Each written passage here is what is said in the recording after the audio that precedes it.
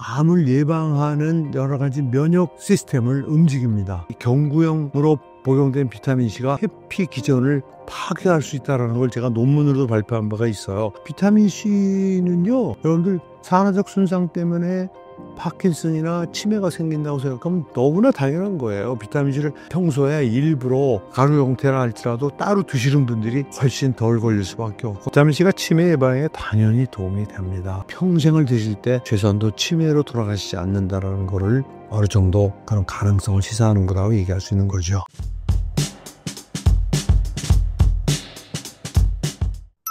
안녕하세요. 신사임당 구독자 여러분들, 이 더운 여름 건강하게 잘 지키고 계신지 여러분들의 안부를 묻습니다. 제가 꽤 몇 달 전에 방송을 한 것으로 알고 있는데 굉장히 많은 분들이 구독을 하시고 계시더라고요. 그래서 오늘도 아무튼 이 질병과 비타민C에 대한 이야기를 한번 나눠보도록 하겠습니다. 현대인의 암이 폭증하고 있는 이유는 무엇인가요? 사실은 암이 폭증하고 있는 이유는 복잡합니다. 우선, 일반적인 얘기를 하면은 암이 정말로 늘어나는 것이냐 하는 부분에 대해서는, 조금 살펴봐야 될 부분이 있습니다. 그런데, 아무튼 분명한 거는 2020년 이후에는, 암이 폭증하고 있다는 말이 맞는 것 같아요. 그러니까 일반적인 얘기라는 얘기는 무슨 얘기냐면, 사실은 암 환자도 느는 것은 틀림없지만, 그러나 실제보다 훨씬 많은 통계치에 잡히는 이유는 과거보다 우리나라가 잘 살게 되면서 건강검진을 통해서 암을 빨리 찾아내거나 더 많이 찾아내는 그러한 것 때문에 늘어나는 그러한 현상을 무시할 수가 없다는 거죠. 그래서 실제 이제 과거에 우리가 진단 방법도 떨어지고, 그다음에 경제적 여건이 어려워서 건강검진 같은 걸 하지 않았지 않습니까? 근데 요즘은 모든 직장에서뿐만 아니라, 그리고 건강보험공단에서조차 매년 모든 암을 검진하는 건 아니지만 암을 검진할 수 있는 기회가 늘어난 거 확실합니다. 그러니까 과거에는 검사를 안 했기 때문에 발견되지 못했던 분들이 발견이 되기 때문에 암이 환자가 실제 늘어난 것보다 더 많은 수치로 통계에 잡힐 수밖에 없다는 거.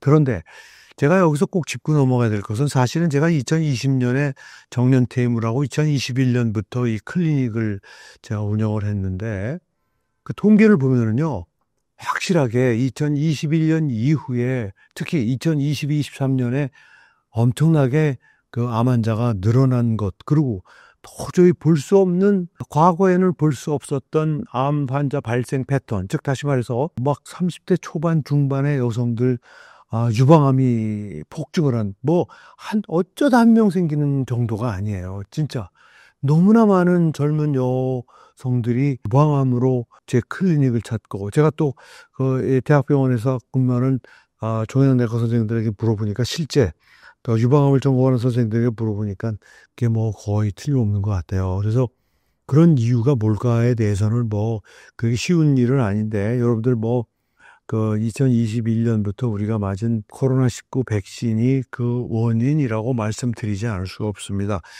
많은 분들이 그게 증거가 있느냐고 얘기하지만, 사실은 이거에 대해서 연구한 분들이 있습니다. 그래서 학술 논문도 있습니다. 왜 코로나 mRNA 백신이 코로나 백신을 맞으면 왜 암이 늘어나는지, 심지어는 그 암이 더 발생할 수밖에 없는 기전까지 논문으로 이미 발표가 돼 있어요. 예컨대 우리 몸에는 암이 생기기 전에 일어나는 돌연변이가 일어나면 돌연변이가 된 유전자를 교정하는 시스템이 있는데, 그 시스템이 망가진다는 거예요. 여러분, 그러면 돌연변이가 많아지는 거죠. 많아지면 암도 많이 발생한다는 거죠. 이게 첫 번째 이유고요. 그 다음에 여러분들 아시는 것처럼 암이 생긴다고 다 암 환자가 되는 게 아니거든요. 그런데 암이 생기면 우리 몸의 면역 시스템, 즉 이 선천성 면역과 후천성 면역이 순서대로 작용해서 생긴 암을 해결을 합니다. 그래서 궁극적으로 암 환자가 되지 않게 하는데, 여러분들 놀랍게도 이미 과학적 근거, 즉 논문을 통해서 발표된 바에 의하면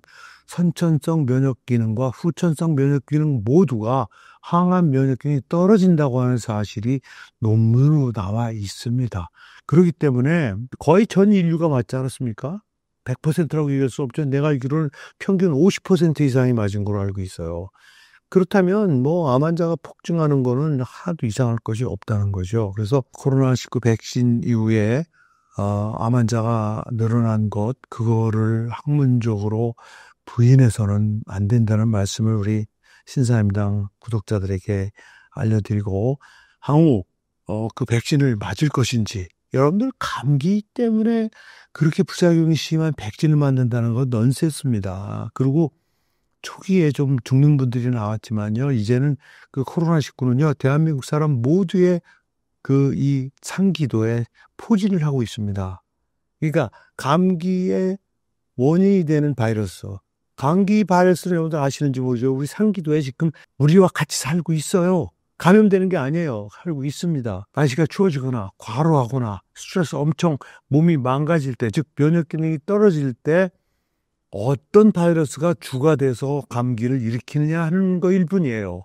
그런데 그 여러 가지 감기 바이러스 중에 하나로 이미 자리매김이 되어 있는데 백신 가지고 안 됩니다. 저는 더 이상 깊이 있는 얘기는 여기서 마치도록 하겠습니다. 먹는 비타민C도 암 예방 효과가 있을까요? 이거는 뭐 제가 강의 때마다, 그러니까 뭐 여러분들 아시잖아요. 지금 거의 우리나라 제가 알기로는 거의 한 30-40% 정도의 국민들이 제가 주장한 바 하루에 6,000ml 이상의 비타민C를 경구 복용하고 있는 것으로, 지금 비타민C 생산하는 업체들의 통계를 보면은요, 그 소비되는 양을 보고 그렇게 추정을 하고 있습니다. 즉, 한 1,500만에서 한 2,000만 정도가 지금 비타민C를 많이 복용하고 있는 걸로 되어 있는데, 그러면, 그리고 또 저는 지금 여기 알다시피 거대 용량 비타민C를 주사하고 있지 않습니까? 그런 사람들은 비타민C를 주사 맞으면 먹을 필요 없지 않느냐라고 얘기하지만, 경구 복용하는 비타민C와 주사용 비타민C는 전혀 작용하는 부위와 메커니즘이 다릅니다.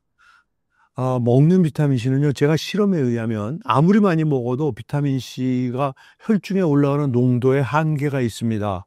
사실 뭐 우리 구독자들에게 그 수치를 얘기해 줘도 잘 이해를 못하기 때문에 이해 못하시겠지만, 근데 참고 자료를 좀 올려주시면 좋겠는데, 250 마이크로몰 이상 올리지 못합니다.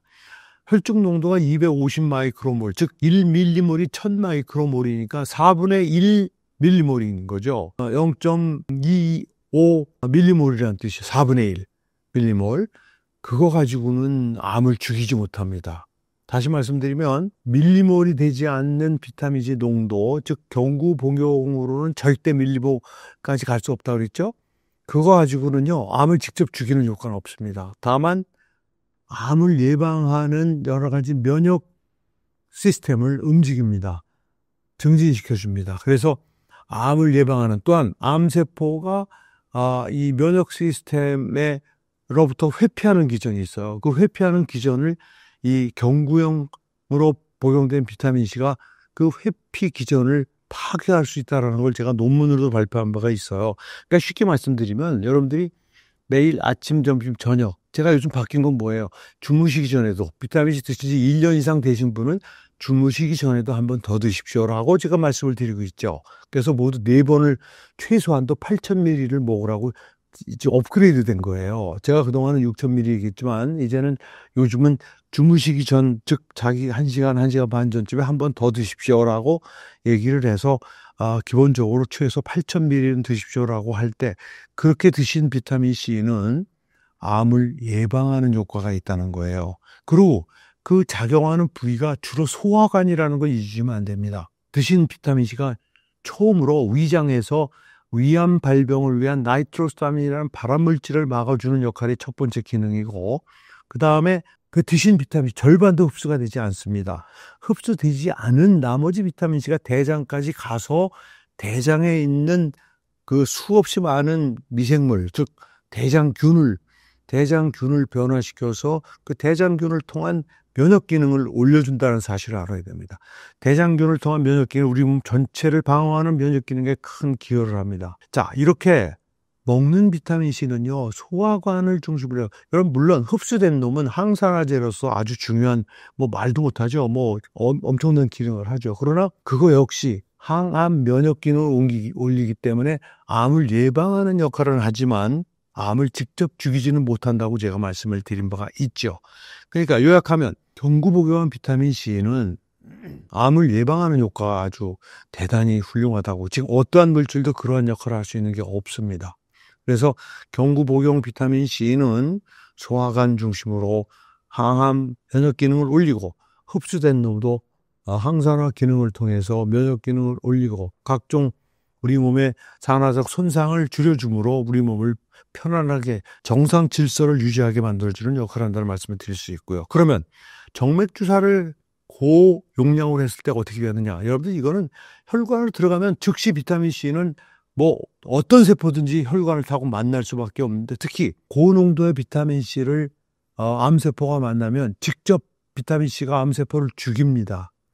그런 메커니즘을 제가 두 가지를 연구를 통해서 밝힌 거죠. 하나는 이 과산화수소를 만들어서 그 엄청나게 많은 활성산소를 오히려 만들어서 암세포 내에서 과산화수소가 생성되게 하면서 그 과산화수소가 남긴 활성산소 때문에 암이 죽게 된다는 게 첫 번째 메커니즘이고, 두 번째는 그 고농도의 비타민 C가 암세포들이 철분 이용하는 통로를 막는다는 논문을 제가 낸 적이 있어요. 즉, 철분 대사를 방해함으로 암세포가 죽게 하는 두 가지 그 기전이 있다는 사실을 이미 밝힌 바가 있습니다. 그러니까 이거는 경구복용한 거로는 거의 이룰 수 없는 그런 효과라는 거죠. 그래서 비타민C 주사를 맞는 분도 경구복용한 비타민C 경구복용을 절대 멈추면 안 된다는 말씀을 제가 말씀을 드리는데, 자, 그러니 암에 걸리기 싫으면 비타민C를 먹어야 되는 겁니다. 비타민C를 드시는 분은 암 발생이 줄어들 수밖에 없다 하는 말씀을 마지막으로 드려봅니다. 한국인이 사망하는 가장 큰 병은 어떤 게 있나요? 내가 2023년 제가 통계를 기억할 수가 없어서 한번 좀 뒤져봤습니다. 2023년 대한민국 통계를 보니까 2023년 한 해 동안 제일 많은 사망 원인을 낸 질병은 역시 종양이었습니다. 종양이 약 24%를 차지했어요. 그 다음 두 번째로 많은 사망 원인은 심장질환이었습니다. 물론 거기에는 심혈관 질환도 포함되는 거죠. 심혈관 질환을 포함한 심장질환이 약 한 10% 정도. 그 다음에 세 번째는요, 놀랍게도 단일 질환으로 세 번째를 한 것이 폐렴입니다. 폐렴 참 정말 많은 사람들을 희생시켰는데 약 7% 정도. 그 다음에 이제 네 번째가 뇌혈관 질환, 뇌출혈이나 뇌경색과 같은 뇌혈관 질환으로 사망하신 분이 약 7%. 여러분, 그러니까 뇌 종양은 여기 포함되는 게 아니죠. 뇌혈관 질환이 7%. 그래서 이 네 개의 질환, 즉 종양과 심장 질환, 그다음에 폐렴, 그다음에 뇌혈관 질환, 이것만으로 거의 50% 정도. 그 다음으로 이제 5위, 6위에는 5위에 자살이 한 4%. 그 다음이 당뇨병 환자도 무시할 수가 없다는 거죠. 한 3% 정도. 그래서 결국은 이 6개 질환으로 한 55% 정도의 사망자를 낼 정도니까, 암이 역시 가장 중요하고, 그 다음에 이제 그 코로나 백신 이후에 암 환자가 폭증하게 되기 때문에 사망자 수도 향후 더 늘어날 것으로 생각을 해서 24%가 아니 더 늘어나지 않을까 하는 생각. 23년도에 이미 조금 반영이 됐지만 24년, 25년에도 이 코로나 백신의 후유증으로 암 환자가 늘었기 때문에 아마 지속적으로 더 늘지 않을까 하는 그런 생각을 하죠. 비타민C가 치매 예방에도 도움이 된다는 말이 있던데 사실인가요? 원론적으로 생각을 해보면요, 치매나 파킨슨의 원인은 산화적 손상입니다. 뇌세포는 유난히 산화적 손상에 약합니다. 그런데 여러분들 아시는지 모르지만 뇌세포는요, 우리 몸에서 체중이 차지하는 그 비율에 비해서 산소 사용량이 가장 높은 장기입니다. 즉 체중은 1.5%밖에 안 되는데 산소는 무려 20%를 씁니다. 그리고 포도당도 무려 우리가 먹은 포도당 25%를 뇌가 씁니다. 여러분들 산소를 많이 사용하면 활성산소가 그 결과 많이 생기게 돼 있어요. 그러니까 우리 몸에서 가장 많은 활성산소가 생기는 곳이 뇌입니다. 뇌. 그 활성산소가 제대로 해결이 되지 않으면, 즉 20%에서 우리가 100을 산소를 호흡을 했을 때 20 정도를 그 조그만 뇌에서 쓴다는 거 아니에요. 1.5%밖에 안 되는. 그러면 그렇게 많이 발생한 활성산소를 제대로 해결해 주지 않으면 우리는 10년도 안 돼서 뇌세포가 다 죽습니다. 근데 우리는 최소한 100년 가까이 살지 않습니까? 알고 봤더니 그 가장 중요한 역할을 하는 것이 비타민 C라는 것이 밝혀진 거죠. 그 증거가 뭡니까? 여러분들 비타민 C의 장기별 농도를 재봤더니 혈중에는 비타민 C를 좀 챙겨 먹는 사람의 경우, 저 같은 경우 평균 50 정도를 유지합니다. 50 마이크로몰. 그런데요, 뇌세포 속에는요, 무려 만 마이크로몰, 10밀리몰. 엄청난 거예요. 50의 몇 배입니까? 200배입니다. 200배. 이걸 기억하셔야 돼요. 왜 뇌세포 속에 비타민 C가 혈중 농도의 200배나 가요? 제가 의과대학을 나왔지만 여러 그 생리학 선생님들한테 물어봤더니 우리 몸에 존재하는 어떤 물질이 혈중 농도와 장기간 사이가 1대 200이 되는 물질이 없다는 거예요. 지금도 풀리지 않은 숙제가 뭐냐면 혈중이 50밖에 없는데 어떻게 뇌에다가 200을 만들어줄 수 있는가. 그 농도 경사를 200배를 이룰 수 있는 메커니즘이 지금 다 밝혀져 있지 못합니다. 아직도 비타민C를 연구할 부분이 많다는 거예요. 이런 사실은 50대 만이지만 도대체 혈중에 있는 50이 어떻게 그리로 모여서 이 뇌 속에 만이라는 농도를 만드느냐 이거예요. 이거 아직도 학문적으로 해결이 안 된 문제예요. 사실이라는 거예요. 그런데 비타민C가 하는 역할이 뭐예요? 항산화제입니다. 폭발적으로 발생할 수 없는 뇌세포 속에서의 활성산소에는 거대 용량의 비타민C가 기다리고 있어야만 그놈들을 유효적절하게 해결할 수 있다는 거예요. 그런데 너무 재밌는 것은 여러분들에게 거의 걱정하지 말라는 것은요. 거의 모든 사람들 비타민C를 먹든 안 먹든 간에 거의 모든 사람이 그렇게 유지하고 있더라는 거예요. 그 얘기는 무슨 얘기냐면 여러분들이 비타민C를 적게 드신 분이든 많이 드신 분이든요. 먹는 것이 그냥 대사돼서 나가는 게 아니라 뇌세포에 저장이 되고 있다는 거예요. 10밀리몰, 즉 10,000마이크로몰이 될 때까지. 그래서 비타민C 부족증으로 죽게 되는 분들이 사실은 한동안 뇌에 있는 그 속에 있는 비타민C 풀을 이용해서 살다가 그것이 모자라면 이제 죽음에 이르게 되는 그런 과정을 거친다라고 얘기할 정도로 이렇게 알려져 있어요. 그러니까 여러분들 뇌 속의 비타민C 농도가 10,000밀리몰, 10,000마이크로몰, 즉 10밀리몰이라는 그런 과학적 사실을 생각하면 그것이 항산화 기능을 한다고 그러면 여러분들이 평소에 비타민C를 조금씩 먹어서 그걸 모아서 10,000마이크를 만드는 분하고 충분한 양을 먹어서 쉽게 이것을 그 뇌 농도를 이루게 하는 사람하고 과연 어떤 사람이 치매에 덜 걸 것인지. 여러분들 치매라는 건 뭐예요? 그 해마 근처에 있는 기억을 담당하고 그다음에 인지 기능을 담당하는 그 감각신경이 망가지는 겁니다. 그래서 사람을 알아지 못하고 정말 아주 전적인 이 기억을 못하고 하는 그런 상태가 되는 거 아니겠어요? 그러니 비타민C는요, 여러분들 산화적 손상 때문에 파킨슨이나 치매가 생긴다고 생각하면 너무나 당연한 거예요. 비타민C를 평소에 일부러 비록 정제나 알약 형태나 이 가루 형태라 할지라도 따로 드시는 분들이 훨씬 덜 걸릴 수밖에 없고 저는 제 실생활에서 저 때문에 비타민C 오랫동안 30년, 40년 드신 우리 부호급에 해당되는 분들이 단 한 분도 치매가 없었다는 거. 그러나 우리 할머니, 친할머니는 제가 고등학교에 나오는 때 돌아가셨지만 치매로 돌아가셨습니다. 그 다음에 우리 외할머니도 우리 신혼 초에 치매로 돌아가셨습니다. 꽤 많았어요. 주변에 치매로 돌아가신 분이 너무 많았지만 내가 일단 비타민C가 저를 통해서 우리 가족들에게 보급되고 나서는 한 분도 치매로 돌아가신 분, 치매를 고생하시다 돌아가신 분이 없었다는 사실. 이거는 여러분들에게 제가 과학이라고 얘기할 수는 없습니다. 변화라고 말씀드리는 거예요. 과학이는 학문적인 어떤 과학적 근거라고 얘기하기는 어렵지만 무시할 수 없는 현상인 거죠. 무시할 수 없는.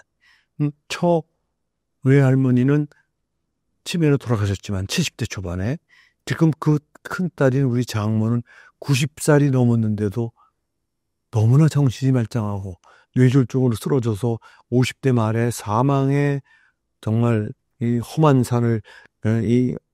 산골을 헤매시던 분이 지금 혼자 사실 정도로 건강하다는 거. 이런 거는 과학이라고 얘기할 수는 없지만은 비타민C를 오랫동안 드신 분에 나타나는 다른 점이라는 거를 강조하지 않을 수 없죠. 그러니까 비타민C가 치매 예방에 당연히 도움이 됩니다. 이건 뭐 단연코 제가 물론 뭐 오랜 기간 드셔야 되는 거죠. 이게 뭐 비타민C 한 달 먹었더니 치매 예방이 있을 수 없는 얘기죠. 10년, 20년 평생을 드실 때 최소한도 치매로 돌아가시지 않는다라는 거를 어느 정도 그런 가능성을 시사하는 거라고 얘기할 수 있는 거죠. 추가로 변비에 좋은 식습관은 무엇인가요? 우선 여러분들 비타민C 처음 드시는 분들이 비타민C를 잘 드시면 약간 변이 묽어지면서 변이 잘 나오죠. 그래서 여성분들이 특히 비타민C 드시고 굉장히 좋은 반응을 보인 적이 있지만 사실은 비타민C가 변비 치료제라고 볼 수는 없고요. 사실은 여러분들 변비는요, 우선 대변 습관이라는 사실을 아셔야 돼요. 그래서 그냥 무조건 뭐 변비가 오면 자기 잘못한 건 하나도 생각 안 하고 그냥 무조건 그걸 약이나 뭐 이런 걸 고치려고 하는 그런 자세부터 고치셔야 돼요. 우선 변비라는 거는요, 자기가 먹은 음식하고 아주 밀접한 관계가 있어요. 음식이 적게 먹으면요, 대변은 빨리 안 나옵니다. 대변이 어느 정도 모여야 나가기 때문에 우선 그거를 먼저 생각을 하셔야 돼요. 그리고 저는 제가 우리 의과대학에서 학생들에게 그 대장과 직장을 강의를 수십 년 했는데 그때마다 그런 얘기를 해줬습니다만은 우리가 바월 헤빗. 그 대변 습관이라는 뜻이에요.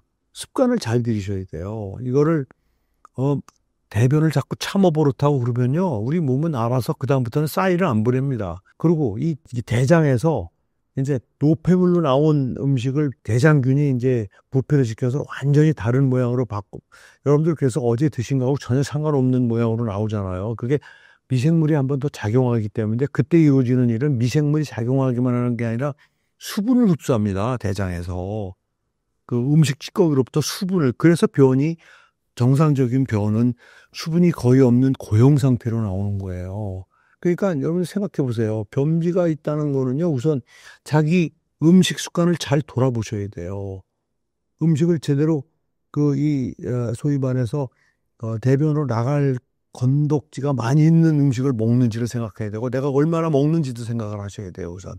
그 다음에는 긴 시간 동안 습관을 잘 들이셔야 돼요. 그래서 저는 그걸 너무나 잘 알기 때문에 젊었을 때부터 아침에 일어나면 그래 화장실 가서 안 씁니다. 전혀 대변을 보고 싶은 생각이 없어서 딱 앉는 거를 계속했더니 나중에는요, 그냥 자연적으로 제가 가서 앉기만 하면 그냥 어느 정도의 대변이 나온다는 사실을 지금도 뭐 저는 아침에 무슨 꼭 대변을 봐야 되겠다는 생각으로 화장실 가지 않습니다. 근데 앉으면 자동으로 습관이 완벽하게 저는 구축이 돼 있어요. 물론 그 전날 제가 음식을 얼마나 많이 먹었느냐, 섬유소가 있는 음식을 얼마나 많이 먹었느냐, 먹은 양에 비례해서 대변의 양이 달라질 뿐이에요. 많이 그냥 형태가 없는 음식만 먹으면 조금이라도 나옵니다, 대변이. 그러나 어제 많이 먹었다 그러면 양이 많습니다. 그 양이 달라질 뿐이지 앉기만 하면 자동으로 저는 대변이 나온다는 거예요. 우선 저는 대부분의 사람들에게 이런 습관은 여러분 생각해 보세요. 이게 일주일 만에 되겠어요? 일주일, 한 달 하셔야 돼요. 그러면 서서히 변이 나오기 시작합니다. 우선 그렇게 하셔야 돼요. 그렇게 하고 뭐 변비에 좋은 식습관 지금 말씀드린 대로 화장실 가서 앉으셔야 돼요.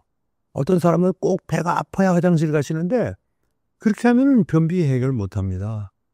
그러니까 우선 음식 드시는 양을 늘리시고 그다음에 앉아서 뭐 5분이고 10분이고 좀 이렇게 뭐 힘도 조금 없어. 우리 몸은요, 그 주인이 자꾸 하면 거기에 호응합니다. 그래서 비록 아직 내가 화장실 가고 싶다는 생각이 들기 전이라도 문을 엽니다. 그게 습관이 되면 너무나 쉽게 대변을 보게 되는데 그러다가도 어떤 때 변이 안 너무나 먹은 게 적다든지 먹은 게 적으면요, 아무리 습관을 들여도 안 나올 수 있어요. 그거는 내가 적게 먹었기 때문에 나갈 게 없는 거예요. 근데 그거 다 무조건 그냥 대변이 하루 안 나오면 변비라고 와서 나한테 가소연하는데 그건 변비가 아니에요. 하루 기다리면 나오게 돼 있어요, 그건요. 제발 그런 인식의 전환도 좀 하시면 좋지 않을까 하는 생각을 드리고, 이 제가 설명드린 내용이 실질적인 도움이 됐으면 하는 생각입니다.